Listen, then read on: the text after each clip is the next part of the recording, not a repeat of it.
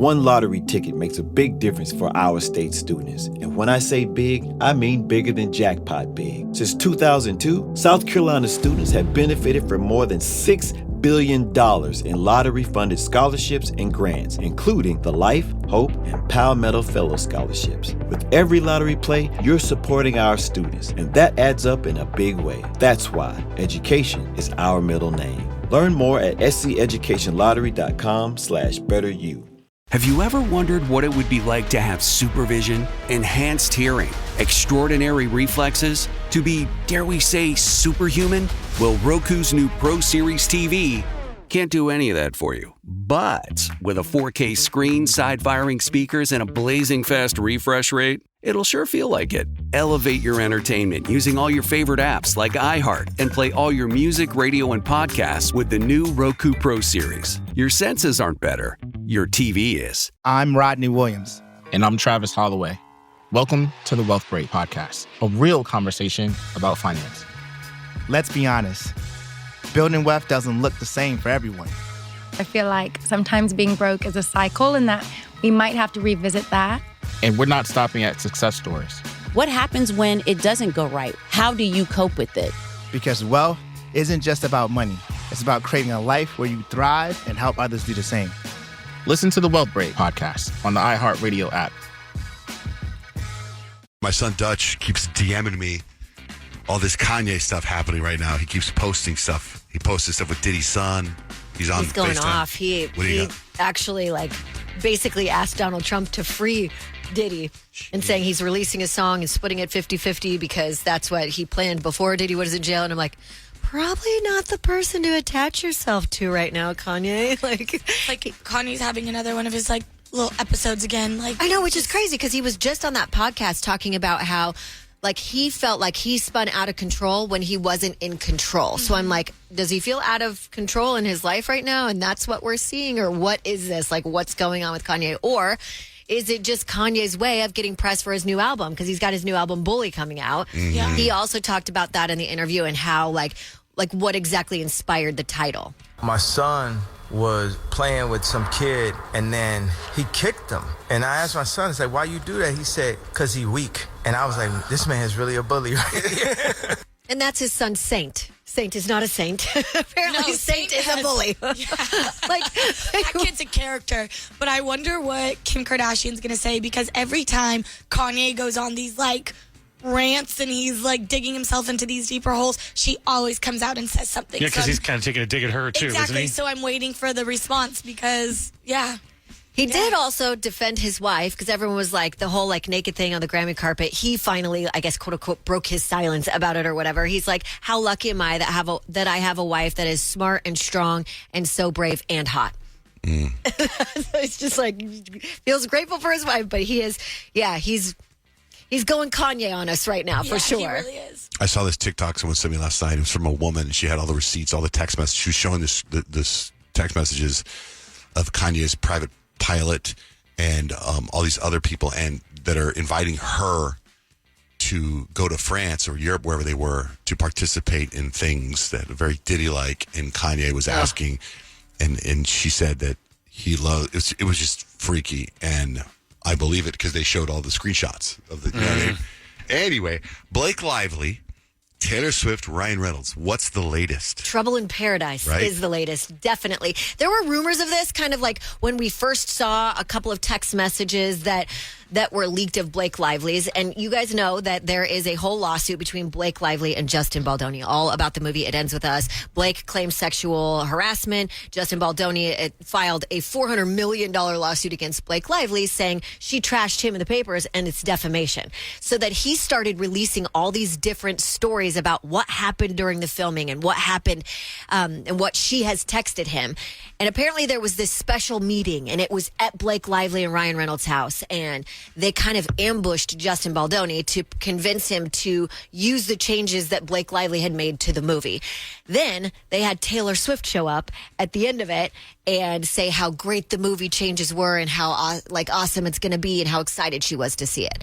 So now we're hearing that she didn't even know that Justin Baldoni was going to be at Blake Lively and Ryan Reynolds' house. You're can you cruise over Sunday at 4? Yeah. Yeah. So she comes Taylor over. just showed up to their house when Blake said to come over, and she had no idea anyone was going to be there. They think Blake timed the meeting perfect so that Justin was on his way out as Taylor was coming in. And I guess Taylor Swift said, yeah, I'm so excited to see the movie, because it's like she knew this was her friend's boss on the movie set, not because there was anything big so and she planned. was just being polite on the way in, going, hey. Yeah, and if you remember, one of the text messages that Justin Baldoni leaked, Blake Lively had told him, if you've seen Game of Thrones, you'll appreciate that I'm Khaleesi, and like her, I happen to have a few dragons, basically insinuating that Taylor Swift was one of her dragons. And Taylor's like, I feel really used. Like, I'm not your dragon. Like, I came to your house, I said something to your boss, and now I'm getting roped into this lawsuit because of it. And apparently, Justin Baldoni's lawyer has reached out and said, we may deposition Taylor Swift because now she's involved. Well, I'd be so mad if I was Taylor Swift. And I know. So who's coming out and saying that Taylor didn't know about this secret meeting? Taylor's people. Taylor's people have put out. And then she also apparently learned that this wasn't the only time that Blake Lively has leveraged Taylor's name. Like, apparently there was one girl they cast in the movie, and Blake had told her Taylor Swift was involved in the casting. Like, she really likes you and really wanted you to be a part of this. And Taylor's like, I had no part in that. Like, I had no creative say in this movie whatsoever. Talk about being used. No, I know, right? We just talked about that, right? And that's like one of the things that you would have to worry about, being someone as iconic as Taylor Swift is your friends using you. And Man, that's she's not thinking about that. Yeah, And now they're saying that the whole lawsuit, they may settle out of court because Blake Lively and Ryan Reynolds will want to save the relationship with Taylor Swift, and they will do whatever they have to do to make sure she doesn't get depositioned. Of course, and you know it's going to be the real test. We're going to find out on Sunday if Blake Lively is in that Super Bowl box. She won't be. I know, that's what I'm saying. Like, I feel like that will definitely give us the tell-all. Like, if she is not there, there's definitely some beef right there. It's so weird that people of that caliber are using people of that caliber. I know. I'm like, and that was in the text message from Justin Baldoni. Yeah. Like, it was great without that, without the Ryan Reynolds and Taylor Swift influence. But still, if anything, use your husband. He's Ryan Reynolds. Like, But you're like, allowed. that just shows how big Taylor Swift is, right? Yeah. Like, you have Blake Lively and Ryan Reynolds using her as a pawn. Well, those are dragons. So we'll have to watch. Are they going to be the Super Bowl? By the way, how does Kendrick Lamar? Because I know he did his press release yesterday. I saw some of it. Yeah, it's like media day, and so they get to talk to all the people. And of course, he is the halftime show.